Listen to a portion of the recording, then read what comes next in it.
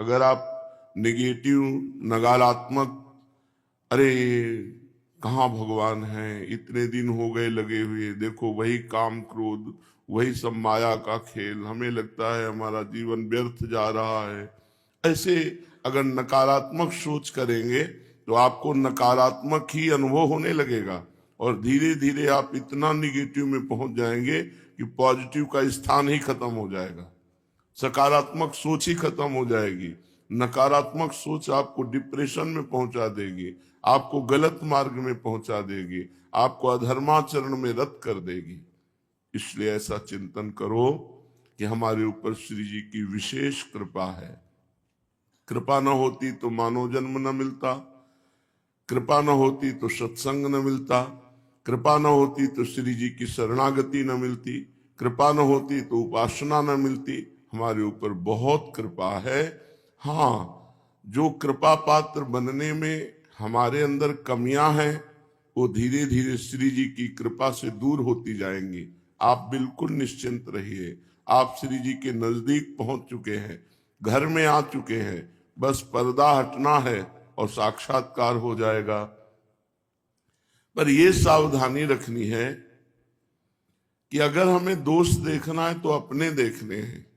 किसी वृंदावनवासी ब्रजवासी जो संपूर्ण 84 कोस ब्रज के अंतर्गत भजन क्षेत्र में रह रहे हैं, वो वैष्णव हो या वैष्णव हो, सबके चरणों में हमारा प्रणाम है, सबके चरणों धूली हम माथे पर रखेंगे, क्योंकि इनको श्री जी ने, प्रभु ने इनको अपने निज धाम में बसाया है, तो हमें दोष देखने का अधिकार कैसे है? कितना बड़ा हमको अपनी दृष्टि से सावधानी होकर के अपने को बचाना है। कह रहे हैं यदि परस्वस्ते यैक व्यसनमपि नित्यम परवधु प्रसक्तम विश्वेशा महाबौधा हिंसकमपि दुराचारम लोभाद्युन्पहतमपि भ्रात तरुणम देवांधस्तम वृंदावनगत जन्म नावगणे। यदि तुम्हें ऐसा दिखाई दे रहा है कि ये तस्कर स्वभाव का है, ये वृंदावनवासी तो है, ब्रजवासी तो है, पर पराया माल अपहरण करने में बड़ा प्रवीण है, ये चोर प्रवृत्ति का है, या व्यसनमपि, बहुत नशेबाज है ये तो, या नित्यम परवधु प्रसक्तम, नित्य दूसरी स्त्रियों की तरफ, दूसरे की पत्नियों की तरफ आसक्त है, मतलब चोर, नशेबाज और व्यभिचारी।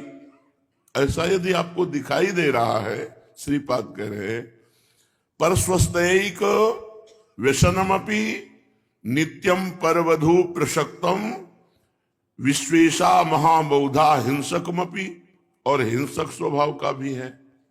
बौधा माने बहुत देखा जाता है कि वो हिंसा ही करता है, वचन से कठोर बोलना, मन से दूसरे का बुरा चाहना, शरीर से दूसरे का बुरा कर देना। दुराचारम लोभाद्युन पहतमपि भ्रातत तरुणम। हे भाई, मैं तुमसे प्रार्थना कर रहा हूं, श्रीपाद कह रहे हैं, ये तुम्हें ऐसा भी दिखाई देना कि वो चोर है, वो पर स्त्री गमन करने वाला है, दूसरे की माताओं बहनों की तरफ गंदी दृष्टि रखता है, वो हिंसक स्वभाव का है, वो नशेबाज है, वो लोभी है, ऐसा हो भी तो तुम दिवांध बन जाओ। दिवांध कहते हैं उल्लू को, जैसे दिन में उल्लू को कुछ नहीं दिखाई देता, ऐसे तुम बन जाओ। क्यों?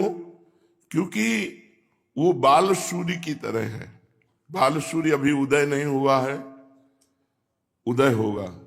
कौन? वही दुराचारी, वही हिंसक, वही लोभी, वही व्यसनी जो वृंदावन का अखंडवासी है। अगर उसमें दोष है तो दोष उसका कुछ नहीं बिगाड़ सकते। सूर्य की तरह कृपा प्रकट होकर उसको श्री जी के पास ले जाएगी। ये धाम की महिमा का वर्णन कर रहे श्रीपाद, ये धाम का प्रभाव है। कह रहे ऐसा देख करके भी तुम उल्लू बन जाओ। पेचक दिवांधम उल्लू को कहते हैं। उल्लू को दिन में नहीं दिखाई देता, रात्रि में दिखाई देता है। तो तुमने जो देखा वो अज्ञान अंधकार में देखा, इसके ऊपर श्री जी की कृपा रूपी सूर्य उदय हो गया है, ये तुमने नहीं देखा, इसलिए तुम दिवांध हो। तुम कृपा को नहीं देख पा रहे हो, तुम दोषों का दर्शन कर रहे हो। माना कि तुमने कॉपी में कोई प्रश्न का उत्तर नहीं लिखा, लेकिन मास्टर ने नंबर अच्छे दे दिए, तो क्या करोगे? ऊपर नंबर देखे जाते हैं, नंबर देखा, पास कर दिया, वो पास हो चुका है। भले वो व्यभिचारी है, दुराचारी, अपचेत सुदुराचारो, भगवान श्री कृष्ण ने भी कहा है कि वो भारी दुराचारी है। अपचेत सुदुराचारो भजते माम अनन्य भाग साधुरेव समन्तव्य सम्यक व्यवसिता ऐसा। उसने मेरा आश्रय ले लिया है, अब मैं उसे साधु कहता हूं, मानो मैं कहता हूं, क्योंकि मैं उसे क्षिप्रम भवति धर्मात्मा, मैं उसे महात्मा बनाऊंगा, मैं उसे धर्मात्मा बनाऊंगा। ये बड़ी गूढ़ बात है। एक करुणा की किरण महारानी जू की, लाडली जू की उस जन पर हो गई है कि उसे धामवासी बना दिया। अब उसके आचरण ठीक नहीं है, श्री जी कृपा करेंगे और उसको ठीक कर देंगे। कृपा न करनी होती तो क्या आचरण पहले ठीक थे क्या, जो श्री धाम वृंदावन में जन्म दिया या श्री धाम वृंदावन में बाहर से लाके बुला के वास दिया? जब इतनी कृपा कर दी अहेतु की, तो अब आगे की कृपा संभाल लेंगे। तुम दोष दर्शन मत करना। बहुत जोर का ये विश्राम स्थल की तरफ जा रहा है वृंदावन महिमामृत, इसलिए बहुत जोर की महिमा का वर्णन कल था। तुम्हारा धन चुराता है, तुम्हारे पुत्र का भी त्रास भाव रखता है, उसको नष्ट करने की चेष्टा करता है, तो भी तुम उसे क्षमा कर देना, क्योंकि वो भगवान का दास है, वो वृंदावन का जीव है, वो वृंदावन वासी है। इससे श्री जी तुम पर प्रसन्न हो जाएंगी, और सब साधना का फल है श्री जी प्रसन्न हो जाए। आगे इस श्लोक में वर्णन करते हैं, बहुत निष्ठा का वर्णन करते हैं, क्योंकि विश्राम की तरफ जा रहा वृंदावन महिमामृत। कह रहे परधन परदार द्वेष मात्सर्य लोभा अनृत परस पराभिद्रोह मिथ्याभिलापान त्यजत्य इह भक्तो राधिका प्राणनाथे न खलु भवति वंध्या तस्य वृंदावनम। बड़ी अद्भुत महिमा है। कह रहे कि न खलु भवति वंध्या तस्य वृंदावनम। वंध्या कहते हैं जो पुत्र नहीं उत्पन्न कर सकती। बोले ये वृंदावन की आशा लेकर वृंदावन वास कर लिया है, पर वो ठीक आचरण वाला आदमी नहीं है, तो उसको फल में कोई भी नहीं रोक सकता। उसको फल वही मिलेगा जो ठीक आचरण करके वृंदावन वास करता है। बहुत दिव्य महिमा का वर्णन है, ऐसा कहीं नहीं पाया गया। कैसा कैसा दोषी हो? बोले परधन अपहरण करने वाला हो, परदार भोगने वाला हो, और रामायण में लिखा है कि शुभगति व्यभिचारी, व्यसनी धन शुभगति व्यभिचारी, सेवक सुख चाह मान भिखारी, व्यसनी धन शुभगति व्यभिचारी। कहीं पराई स्त्रियों से व्यभिचार करने वालों की शुभगति हो सकती है, लेकिन यहां कह रहे हैं हाँ हो जाएगी उसकी, जिसने अखंड वृंदावन वास का आजीवन मरण पर्यंत नियम ले लिया है। वो व्यभिचारी है, पर उसने नियम ले लिया है कि मैं वृंदावन से बाहर नहीं जाऊंगा, वृंदावन में ही शरीर छोड़ूंगा। तो परधन दूसरे का धन अपहरण करने वाला, परदार दूसरे की स्त्री का भोग करने वाला, द्वेष दूसरों से द्वेष करने वाला, मात्सर्य दूसरे से ईर्ष्या करने वाला, लोभ धन का लोभ करने वाला, अनृत झूठ बोलने वाला, पुरुष पराभिद्रोह दूसरे पुरुषों से द्रोह करने वाला, मिथ्याभिलापान झूठ बोलने वाला, प्रपंच की बातें करने वाला, त्यजती इह भक्तो, आहा ऐसा आचरण करने वाला भी हो तो वृंदा टवी उसे छोड़ती नहीं है।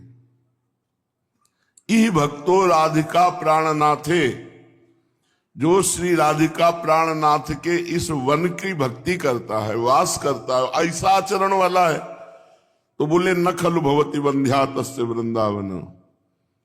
वंध्या माने निष्फल, जो पुत्र उत्पन्न नहीं करती उसे बांझ कहते, बंध्या कहते हैं। तो बोले उसका ये वृंदावनवास निष्फल नहीं जाएगा, उसे राधिका प्राणनाथ की प्राप्ति होगी, राधा वल्लभ लाल की प्राप्ति होगी। अब बताओ क्या चाहते हो, इससे बढ़कर के क्या बात हो सकती है? हम जैसे हैं वैसे हमें भगवत प्राप्ति होगी यदि हमने अखंड वृंदावनवास का नियम ले रखा है। बाहर से आए हो तो कुछ नियमावली साधना पद्धतियां हैं, वृंदावन वास कर रहे हो, उत्तम तो ये है कि जब श्री जी ने ऐसी कृपा करी है तो वृंदावन बस के इतनो बड़ो सयान, जुगल चरण के भजन में निमिष न दीजे जान। एक पलक झपकने के समय में भी प्रभु का विस्मरण न हो, वैसे तो इतना बढ़िया पवित्र जीवन व्यतीत करे। पर यदि नहीं है तो जैसे हो वैसे तुम्हें भगवत प्राप्ति हो जाएगी, तुम वृंदावन मत छोड़ना। कितनी स्पष्ट बात कह दी, किसी राधिका प्राणनाथे न खलु भवति वंध्या तस्य वृंदावन।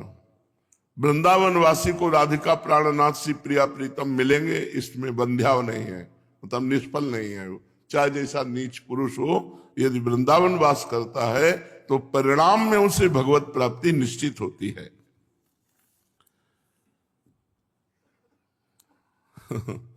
बड़ी आश्चर्यमयी महिमा का वर्णन कर रहे हैं जो कहीं नहीं है। कह रहे कुरु सकल धर्मम मुंच सर्व स्वधर्मम त्यज गुरुमपि वृंदारण्य वासानुरोधात् सतव परम धर्म साच भक्तिर गुरुर्नाम साकिल कलुष राशिर यद्धिवासांतराय।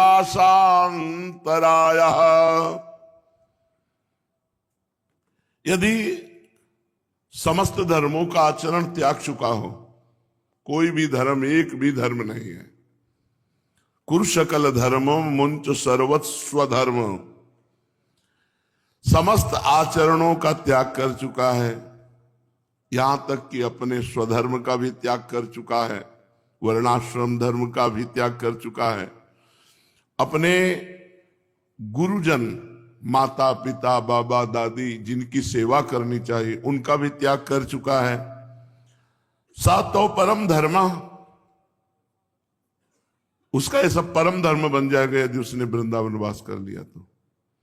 सकल धर्मों का त्यागी है, अपने स्वधर्म का भी त्यागी है, माता पिता गुरुजनों की सेवा का भी त्याग कर दिया है, मनमानी आचरण भी करता है, लेकिन उसने आजीवन वृंदावन वास का नियम ले लिया। तो बोले सातो परम धर्म, अब वो परम धर्मात्मा हो जाएगा। साच भक्ति गुरु नाम, उसने परम गुरु की भक्ति कर ली। किल कलुष राशिर यदि वासांतराया, यदि वास में अंतराय ना आए तो सब पाप राशि भस्म हो जाएगी, वो भगवत प्राप्ति कर लेगा। वो ऐसी महिमा अखंड वास की है कि सब धर्मों का त्यागी, माता पिता बाबा दादी गुरुजनों की सेवा का त्यागी, ये बहुत बड़ा नरक की प्राप्ति होती। जो अपने माता पिता गुरुजनों का त्याग कर देता है वयोवृद्ध अवस्था में, ये बहुत नीच प्रवृत्ति के लोग हैं कि जब तुम किसी काम के नहीं थे तब तुमको अपनी गोद में शौचाया, सेवा की हो, जब उनकी सेवा का अवसर आया, तगड़े तंदुरुस्त बेटे हैं और जाके अनाथालय में छोड़ रहे हैं या स्टेशन में छोड़ रहे हैं। अभी एक क्लिप दिखाई थी कि प्रयागराज में बूढ़े माता पिता बैठे, बोले हमारा लड़का बैठाल के गया, आए नहीं, वो बिल्कुल चलने लायक नहीं, वो वयोवृद्ध। ऐसे लोगों को नरकों की प्राप्ति होती है। जब 4 पैसा कमा के 2 रोटी खवाने की अवस्था आई है तो तुम उनको प्रयागराज में छोड़ आओ, उनको स्टेशन में छोड़ आओ, अनाथालय में छोड़ आओ, तो तुम्हें नरक जाना पड़ेगा कि तुम अपने धर्म से च्युत हो गए हो। लेकिन बलिहारी है वृंदावन धाम की। कह रहे हैं कि यदि ऐसा भी वृंदावन का अखंड वास स्वीकार कर ले, सतो परम धर्म साच भक्तिर गुरु नाम, उसने अपने गुरुजनों की भक्ति कर ली, उसने परम धर्म कर लिया। यदि वासांतराया, वृंदावन वास में अंतर न पड़े तो भगवत प्राप्त हो जाएगा। ऐसा नीच आचरण करने वाला भी। पूज्यपाद श्री सीताराम दास ओंकारनाथ जी महाराज, बड़ी अद्भुत गुरु निष्ठा रही आप में। आप सदैव अपने गुरु जी की पादुका छाती से ऐसे लंगोटी से गुरु जी की लंगोटी और ऐसे गुरु जी की छाती में पादुका सदैव बांधे रहते थे। 24 घंटे उठना बैठना शयन सब उन्हीं पादुका को ऐसे छाती में बांधे रहते थे। अपार गुरु भक्ति और बड़े महापुरुष वे हैं श्री सीताराम दास ओंकारनाथ जी महाराज। उनसे प्रश्न किए जा रहे हैं और वो उत्तर दे रहे हैं। बहुत ध्यान से सुनिएगा, गुरु महिमा के प्रति आज प्रश्न है। महाराज जी, सुना है कि एकमात्र यदि गुरु महिमा को जान ले तो सब ज्ञान प्राप्त हो जाता है, संसार में कुछ जानना बाकी नहीं रहता। अतः आप कृपा करके गुरु तत्व के विषय में मुझे बताइए। महाराज जी बोले, वत्स माने बेटा, तुम्हारे प्रश्न से मुझे बड़ी प्रसन्नता हुई। यथार्थ में ही गुरु महिमा का ज्ञान होने से मनुष्य कृतार्थ हो जाता है। समस्त तत्वों के तत्व स्वरूप से गुरु तत्व है। वो महान पुण्यात्मा होता है जो गुरुदेव का वर्ण करता है। महान पुण्य जब एकत्रित होते हैं तब हमारे को भगवान गुरुदेव के रूप में आते हैं। और जब उससे भी बड़ा पवित्र अंतःकरण वाला होता है तो वो गुरु में आसक्त होता है। हम आपके बिना जी नहीं सकते। गुरु तत्व में गु शब्द त्वंधकार स्यादरु शब्द तन निरोधका, अंधकार निरोधित्वाद गुरुरित्य विधीयते। गुरुरेव परम ब्रह्मो गुरुरेव परागति गुरुरेव पराविद्या गुरुरेव परायणम गुरुरेव पराकाष्ठा गुरुरेव परम धनम यस्मात् तदुपदेष्टासौ तस्मात् गुरुतरो गुरु। यह सर्कदुच्चारयति तस्य संसार मोचनम भवति सर्वजन्म कृतं पापं तत्क्षणादेव नश्यति सर्वान् कामान् अवाप्नोति सर्व पुरुषार्थ सिद्धिर्भवति या एवं वेद उपनिषद। उपनिषद में कहा गया है कि गु शब्द का नाम है अंधकार। गुरु, गु माने अंधकार, रु माने उसको रोक कर प्रकाश करने वाला। जो अज्ञान अंधकार को रोक करके ज्ञान का प्रकाश कर देता है उसका नाम है गुरु। जो तत्व ज्ञान रूपी प्रकाश कर देता है वो गुरुदेव। गुरु ही परम ब्रह्म है, गुरु ही परम गति है, गुरु ही परा विद्या है, गुरु ही परम आश्रय है। इस प्रकार जो शिष्य गुरु का उत्कर्ष जान जाता है कि मेरे गुरुदेव क्या है, गुरु ही परम धन है, क्योंकि वे ब्रह्म के उपदेष्टा होते हुए भी साक्षात ब्रह्म है, स्वयं अपना ज्ञान करा रहे हैं। गुरु जो एक बार हृदय से इनका वर्ण कर लेता है गुरुदेव का, उस संसार से मुक्त हो जाता है। उसके जन्म जन्म के पाप तत्काल नष्ट हो जाते हैं जब गुरु का वर्ण किया जाता है। जो व्यक्ति इस बात को जानता है वो धर्म अर्थ काम मोक्ष सब कुछ सफल मनोरथ गुरुदेव के चरणों से हो जाता है। जो गुरुदेव के चरणों की आराधना करता है वो सफल मनोरथ हो जाता है। धर्म भी प्राप्त होता है, अर्थ भी प्राप्त होता है, कामनाओं की भी पूर्ति होती है और मोक्ष भी प्राप्त होता है। जे गुरु चरण रेणु सिर धरहि ते जन सकल विभव बस करहि। जे गुरु चरण रेणु अनुरागी ते लोकहूं बेदहूं बड़ भागी। जो गुरुदेव की चरण रज को अपने माथे पे धारण करते हैं वो समस्त भागवतिक वैभव के अधिकारी हो जाते हैं। जो गुरुदेव के चरणों में प्रेम करते हैं वो इस लोक और परलोक में उनकी महिमा गाई जाती है। प्रश्न करता तो वह गुरु कौन है? पूज्य बाबा श्री सीताराम दास जी महाराज, गुरु का इति गुरु साक्षात आदि नारायण पुरुषः सा आदि नारायण अहमेव तस्मान मामेकम शरणं ब्रज मद भक्ति निष्ठो भव मदीयोपासनम कुरु मामेव प्राप्स्यसि मद व्यतिरिक्तम सर्वं बाधितम मद व्यतिरिक्तो मबाधितम न किंचिदस्ति निरतिशयानंदाद्वितीयो अयमेव सर्व परिपूर्णोऽहमेव सर्वाश्रयोऽहमेव वाचा मगोचर निराकार परब्रह्म स्वरूपोऽहमेव मद व्यतिरिक्तो मणुमात्रम न विद्यते इन एवं महाविष्णु परम मिम उपदेशम लब्ध्वा पितामह परमानंदम प्राप। गुरु कौन है? तो उपनिषद में कहा गया कि गुरु साक्षात आदि नारायण देवा, जिनसे संपूर्ण सृष्टि प्रकट होती है वो भगवान श्री हरि ही साक्षात गुरु। बंदों गुरुपद कंज कृपा सिंधु नर रूप हरि महामोहतम पुंज जासु बचन रविकर निकर। भगवान श्री हरि ही कृपा करके गुरुदेव के रूप में हमको ऐसा उपदेश करते हैं जिससे हमारा मायामल नष्ट हो जाता है, शुद्ध तत्व बोध ज्ञान प्रकाशित हो जाता है। इसलिए शरण लेने योग्य एकमात्र गुरुदेव ही है। गुरुदेव की भक्तनिष्ठ बनो, गुरुदेव की उपासना करो तो गुरुदेव को ही प्राप्त हो जाओगे। इष्ट देव गुरुदेव, गुरुदेव इष्ट देव। गुरुदेव के सिवाय और कुछ नहीं है। गुरुदेव के अतिरिक्त और कुछ आश्रय लोगे तो बाधित हो जाओगे। गुरुदेव ही निरतिशय आनंद और अद्वितीय ब्रह्म है।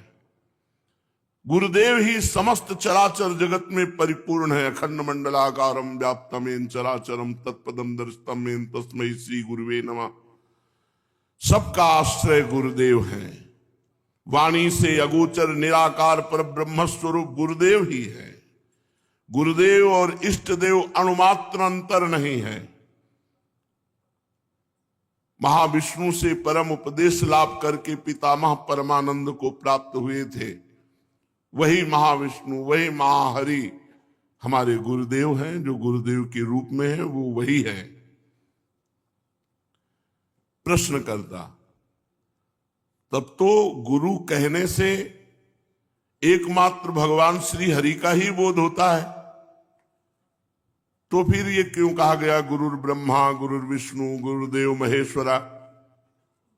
सुनो वत्स, सुनो बेटा, जामल तंत्र में भगवान शिव जी कहते हैं गुरुरे कहा शिवा प्रोक्तो सोहम देवी न संशय गुरुरत्वमपि देवेशि मंत्रोपि गुरुरुच्यते।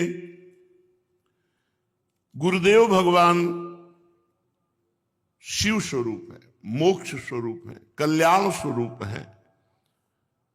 अतो मंत्रे गुरौ देवे नाहि भेदः प्रजायते कदाचित् सहस्रारे पद्मेधेयः गुरुः सदा कदाचित् हृदयाम्भोजे कदाचित् दृष्टि गोचरे। हे महादेवी, मैं शिव ही गुरु हूं। देवेशी, तुम गुरु की आराधना करके तुम भी शिव स्वरूप ही हो। जो गुरु है वही गुरु मंत्र है और वही इष्ट देव है। इन तीन में कोई भेद नहीं है। गुरु, गुरु मंत्र और इष्ट देव। जो इष्ट देव है वही गुरु मंत्र है, जो गुरु मंत्र है वही गुरु है। अब बताओ, अगर ये बात समझ में आ जाए तो हर समय हम अपने गुरु में रहते हैं, क्योंकि निज मंत्र जप रहे हैं, मंत्र जप रहे हैं, शरणागत मंत्र जप रहे हैं। तो जो शरणागत निज मंत्र है वही गुरुदेव है और वही इष्ट देव है। अब हमको क्या जानकारी करनी? खूब मंत्र जपो, और जब गुरु कृपा उदय होती है मंत्र जपने से तो हृदय रूपी शास्त्र कमल दल में वही गुरुदेव इष्ट रूप में विराजमान दिखाई देते। नारायण या गौर श्याम को हृदय निकुंज बसइये। जब साधक अधिक चिंतन करने लगता है तो उसके भ्रू मध्य पर गुरुदेव बैठे दिखाई देते हैं। कभी कभी जैसे कहा कि हमारे गुरु यहीं आसन लगाए बैठे रहते हैं। ये जो आज्ञा चक्र है इसमें गुरु विराजमान, हृदय चक्र में इष्ट देव के रूप में, आज्ञा चक्र में गुरुदेव के रूप में। तब तो श्री हरि, शिव, शक्ति ये सब गुरु रूप है। बाबा बोले केवल ये ही गुरु रूप नहीं, गुरुर् ब्रह्मा गुरुर्विष्णु गुरुर्देवो महेश्वरः, गुरु तीर्थम गुरुर्यज्ञो गुरुर्दानम गुरुस्तपः, गुरुरग्निर्गुरु सूर्य सर्वम गुरुमयम जगत। गुरु ब्रह्मा है, गुरु विष्णु है, गुरु महेश्वर है, गुरु सर्व तीर्थ है, गुरु सर्व यज्ञ है, गुरु सर्व दान है, गुरु सर्व तप है, गुरु ही अग्नि स्वरूप है, गुरु ही सूर्य स्वरूप है, समस्त जगत चराचर गुरुमय है। एक गुरुदेव ही चराचर जगत के रूप में अखंड मंडलाकारम व्याप्तमेन चराचरम, चराचर में व्याप्त गुरुदेव। तो इसका मतलब हुआ महाराज जी, जगत में जो कुछ है सभी गुरुदेव है, समस्त जगत गुरुमय है। किंतु इस बात को मैं भली भांति नहीं समझ सका हूं, क्योंकि एक ही पुरुष समकाल में ब्रह्मा कैसे हो सकता है, विष्णु कैसे हो सकता है, महेश्वर कैसे हो सकता है, अग्नि सूर्य तपस्या तीर्थ दान यज्ञ आदि ये एक ही समय में कैसे हो सकता है। अलग अलग समय में एक तो समझ में आता है, एक ही समय में कैसे हो सकता है। उत्तर बाबा दे रहे हैं, सिद्धांत की तुम बात नहीं समझ पाए, सिद्धांत की बात समझ नहीं पाए। देखो, पहले एक परब्रह्म परमात्मा के सिवा कुछ नहीं था। बहुत सुंदर सिद्धांत, बहुत एक एक शास्त्र सम्मानित प्रमाणित बात है। हे वत्स, इस सृष्टि में सबसे पहले एक परब्रह्म परमात्मा भगवान थे। एकाकी न रमते, ये उपनिषद सूत्र है। अकेले क्रीड़ा नहीं होती, इसी कारण उसने संकल्प किया, एकोहम बहुश्यामा बहुश्यायाम प्रजाएयम, मैं अकेला बहुत रूपों में हो जाऊं। वही परब्रह्म परमात्मा चर चर के रूप में हो गया। ये जितना सब कुछ है वही है, बना हुआ है। बहुश्याम प्रजाएयम, मैं अनेक रूपों में हो जाऊं। ये शंका उत्पन्न करने का स्थान नहीं है। अपने से अपृथक भूताशक्ति के सहयोग से महत्त्व अहंकार पंच तन्मात्रा इंद्रियां सकल पंचभूत और सकल प्रपंच वही परमात्मा बन गया। भू भुआ स्व महा जना तपा सत्यलोक, सात लोक ऊपर और अतल वितल सुतल तलातल महातल पाताल रसातल, ये सप्तलोक नीचे वही परमात्मा बन गया। उद्भिद स्वेदज अंडज जरायुज चतुर्विध प्राणियों की सृष्टि वही परमात्मा बन गया। वही परमात्मा रोग बन गया, शोक बन गया, दुख बन गया, ज्वाला बन गया, यंत्रणा बन गया। वही परमात्मा सुख बन गया, शांति बन गया। वही परमात्मा पुण्य बन गया, वही परमात्मा पाप बन गया। एक परब्रह्म परमात्मा ही स्वयं सब कुछ बन गया। बस उसी में वो 84 लाख योनियों का सृजन करके जीव रूप से, जीव कौन है? परमात्मा ही है। अब वो भ्रमण करने लगा और देहासक्त होकर अपने को भूल गया कि मैं परमात्मा हूं। भूल गया अपने को, मैं स्त्री हूं, मैं पुरुष हूं, मैं हूं। बस यही भेद शुरू हो गया। वही जब इस संसार को समेटना चाहता है तो प्रलयाग्नि बन जाता है। वही प्रलयाग्नि में दग्ध करके सब अपने स्वरूपों को एक में हो जाता है। एक से बहुत, बहुत से एक। चाहे प्रलयाग्नि में दग्ध होके एक हो लेना, चाहे ज्ञानाग्नि में दग्ध हो जाओ, तो ज्ञानाग्नि में जीते जी जीवन मुक्त हो जाओगे, प्रलयाग्नि में मुक्त नहीं होगे, जाके समा जाओगे, फिर पुनः सृष्टि होगी, फिर आ जाओगे। अगर इससे बचना है तो एक उपाय है, गुरु की शरण में आ जाओ। गुरु अभय दान दे देंगे। जो मंत्र है वो अभय दान है। कितना जपते हो मंत्र, कितना मंत्र में महत्व बुद्धि है। एक बार चित्त लगा के देखो मंत्र में, अगर रोमांच न होने लगे, रोना ना आने लगे, आनंद की बाढ़ ना आने लगे, तो कहना मांगते घूम रहे, कृपा कर दो, कृपा कर दो, हम पर दया कर दो, हम तो ऐसे हैं, हम तो वैसे, और महामंत्र तुम्हारे हृदय में है। अगर उसका बार बार आप चिंतन करें, जो महाशब्द वहीं लगता है जो काम, क्रोध, मोह, मद, मत्सर इन सब पर विजय प्राप्त कराने की सामर्थ्य रखता है, जैसे महापुरुष, मतलब इन पर विजयी।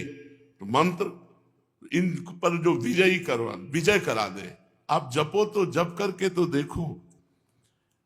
अगर इससे बचना है प्रलयाग्नि से, इस प्रपंच से, तो गुरुदेव की शरण में आ जाओ। वो तुम्हें इस संसार रूपी दावाग्नि से बचा लेंगे। वो अभय दान देंगे, अर्थात मंत्र प्रदान करेंगे। वो परमानंद स्वरूप में पहुंचा देंगे। अरे बाबा, उसी एक का खेल है, एक के सिवाय दूसरा नहीं है। सर्वम खलमिदम ब्रह्म, सर्वम विष्णुमयम जगत, नेह नानास्ति किंचन, वासुदेवा सर्वम। वही है, वही, दूसरा नहीं। प्रश्न करता, महाराज जी, आपके श्रीमुख से आज ये क्या सुन रहा हूं? ये तो मेरे मन में, प्राणों में, कानों में एकदम अमृत जैसा रसायन जा रहा है। जैसे जैसे मैं सुन रहा हूं, वैसे वैसे हृदय की ज्वाला शांत होती जा रही है। सब कुछ गुरु है, सब गुरु है। रोग, शोक, दुख, ज्वाला, यंत्रणा, मान, अपमान, सब गुरुदेव का स्वरूप है। फिर परेशानी किस बात की? हमारे गुरु ही रोग बन के आए हैं। हर समय आलिंगन किए हैं रोग रूप में, शोक रूप में, दुख रूप में, ज्वाला रूप में, यंत्रणा रूप में, मान अपमान रूप में। हमारे गुरुदेव स्थावर जंगम रूप में। कैसा प्राणाराम, कितना सुंदर, कितना मनोहर। ये बातें तो मेरे प्राणों को आनंद प्रदान कर रही हैं। हे देव, सभी रूप इस प्रकार गुरुदेव के हैं, तो मैं लाभ कैसे लेने में समर्थ हो सकता हूं? सब रूपों में गुरुदेव हैं, तो लाभ किस रूप में लूं? बाबा, अरे भाई, वेद, उपनिषद, दर्शन, शास्त्र, तंत्र, संहिता सभी एक जन को प्राप्त करने के लिए निर्देश करते, एक को प्राप्त करने के लिए। भिन्न भिन्न अधिकारी के लिए अलग अलग मार्ग प्रदर्शित किए हैं, किंतु सबका लक्ष्य एक में स्थित होना है, अनेक से एक में। एक के सिवाय दूसरे का नहीं। एक से मिलने की आतुरता बढ़ाओ। ये भेद मायाकृत है।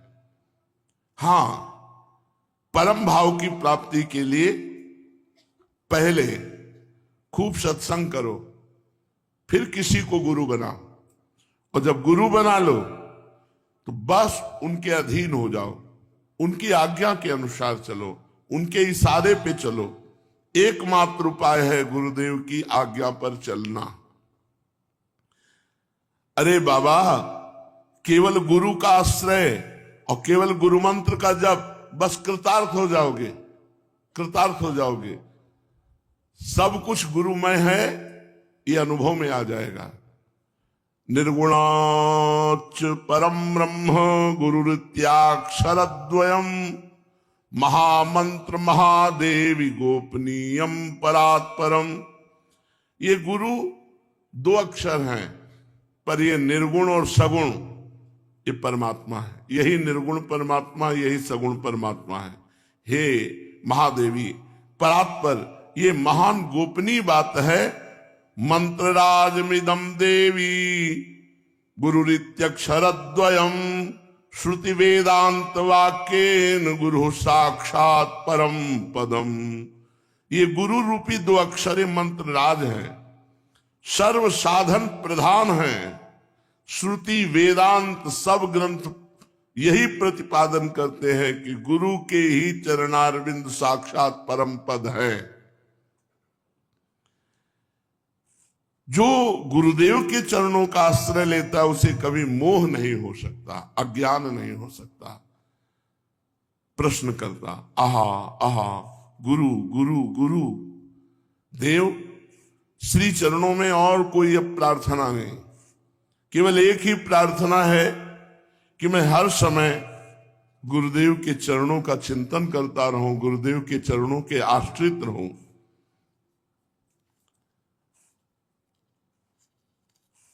गुरुदेव परम कृपा में, करुणा में, तो जो गुरु चरणों का आश्रय ले लेता है तो चाहे ब्रह्म हत्या क्यों न लगी हो, फिर उसे कोई पाप नहीं भोगना पड़ता। जो गुरु चरणों के आश्रित हो गया वो ब्रह्म हत्यारा क्यों न हो, अब उसे उस ब्रह्म हत्या का पाप नहीं भोगना पड़ेगा। आजन्मकृत पाप करने वाला हो, मतलब जब से जन्मा तब से गुरु चरण जब आया तब तक पाप ही करता रहा, तो भी उसे मुक्त हो जाना होगा। कोई भी पाप का उसे दंड नहीं मिलेगा जो गुरु शरण में आ गया। पूर्व काल के ब्रह्म हत्या जनित पाप सब नष्ट हो जाते हैं केवल गुरु शरणागति से।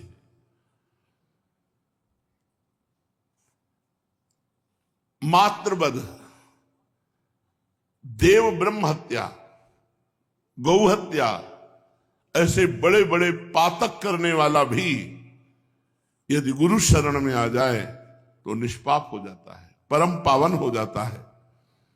गुरु से अधिक कोई शास्त्र नहीं। ना गुरोरधिकम शास्त्रम ना गुरोरधिकम तपः ना गुरोरधिको मंत्रो ना गुरोरधिकम फलम ना गुरोरधिका देवी ना गुरोरधिका शिवः ना गुरोरधिका मूर्तिन ना गुरोरधिकम जपः। गुरु से अधिक कोई बड़ा शास्त्र नहीं है।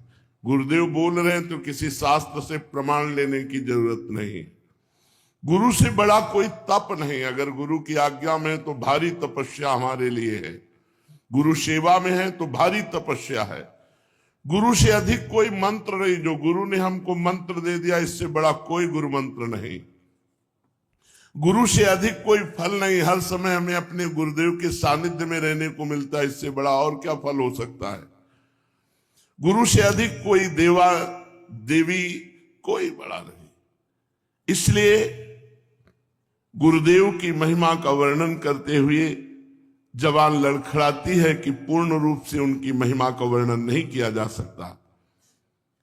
शिष्य ने, देव आपने बतलाया कि गुरुदेव सर्वोपरि हैं और आपने बताया कि गुरुदेव सब रूपों में है। इसका आशय क्या है? गुरुदेव सब रूपों में है और गुरुदेव सर्वोपरि है, सबसे श्रेष्ठ है। तो जब सब रूपों में है तो सबसे श्रेष्ठ कैसे है, और सबसे श्रेष्ठ है तो सब रूपों में कैसे है? चंचल मति समझ नहीं पाया। बाबा बोले चंचल मति समझ नहीं पाया। जब वो एक है और उसने अपने को बहुत रूपों में किया, तो हम बहुत रूपों की आराधना नहीं कर सकते, एक रूप की आराधना कर। तो हम जिसको गुरु माना उसको अगर सर्वोपरि नहीं मानेंगे तो हमारा मन जाता रहेगा कि वो उनकी उपासना, अरे ये तो गुरु है, वो तो देवता है, वो तो अमुक है, वो तो नहीं, सर्वोपरि। यहां तक कि एक तरफ भगवान खड़े एक तरफ गुरुदेव, तो हम पहले गुरुदेव के चरण पकड़ेंगे, गुरुदेव को प्रणाम करेंगे। गुरु गोविंद दो खड़े काके लागों पाए, तो बलिहारी गुरु आपने, क्योंकि गोविंद दियो बताए। जिन्होंने हमें गोविंद से मिला दिया ऐसे गुरुदेव की बलिहारी, या गोविंद ने बता दिया कि गुरुदेव के पहले चरण पकड़ो तभी हम पकड़ में आएंगे, अगर गुरुदेव के चरण छोड़ दिए तो हमें नहीं पकड़ सकते, क्योंकि गुरुदेव की कृपा से ही हमारी प्राप्ति होती है। इसलिए गुरुदेव को सर्वोपरि माना जाता है कि इनसे बढ़कर कोई नहीं, क्योंकि हमारा मन फिर कहीं जाए ना। इसीलिए उत्तर देते समय कहा, अरे चंचल मति, कि तुम्हारी मति एकाग्र नहीं, इसलिए तुम्हें ऐसा प्रश्न आया। जब गुरुदेव कृपा करते हैं तो शिष्य को साधना और मंत्र दोनों देते हैं, लेकिन कोई बिरला ही ऐसा है जो गुरु वाक्य पे टिका रहे। अपनी मति गति से चलना अच्छा लगता है, अपने मन और बुद्धि के अनुसार चलना अच्छा लगता है, गुरु के अनुसार नहीं। धन्य है उसका जीवन जो अपने मन बुद्धि को गुरु के अनुसार चलाता है। शिष्य गुरु के दिए हुए मंत्र की साधना करता है। गुरु मंत्र और इष्ट देव और गुरु तीनों एक ही हैं। जिस समय गुरु की सेवा और मन ही मन गुरु मंत्र का जाप और इष्ट देव का आश्रय, उसी समय साधक सिद्ध हो जाता है। इष्ट देव का आश्रय, मन ही मन गुरु मंत्र का जाप और गुरु चरणों का सानिध्य, गुरु सेवा। गुरुदेव का जो पूर्ण स्वरूप है वही शिष्य का स्वरूप हो जाता है। तीन बातें, गुरु सेवा, मन ही मन गुरु मंत्र का जाप और प्रगट में इष्ट देव का आश्रय। शिष्य के हृदय में गुरुदेव की महिमा सुनते सुनते कभी तृप्ति नहीं होनी चाहिए और प्रगाढ़ भक्ति गुरुदेव के चरणों में होनी चाहिए। किसी भी तत्व को धारण करने के लिए तपस्या की आवश्यकता होती, बिना तप किए वो गुरु भक्ति में भी नहीं आ सकता। बिना तपस्या के एक जगह टिक नहीं सकता, उसका मन चंचल होता रहता है, और चंचल व्यक्ति कभी सिद्ध नहीं होता। चंचल व्यक्ति कभी सिद्ध नहीं होता, चंचलता बिना तपस्या के नहीं जाती, इसलिए वो एक जगह टिकता नहीं है। क्योंकि जैसे स्नान के बाद हाथी धूल भर के सूंड में अपने शरीर में डाल लेता है, ऐसे ही चंचलता रूपी धूल गुरु कृपा का जो स्नान हुआ वो टिकने नहीं देती, फिर धूल डाल देती है।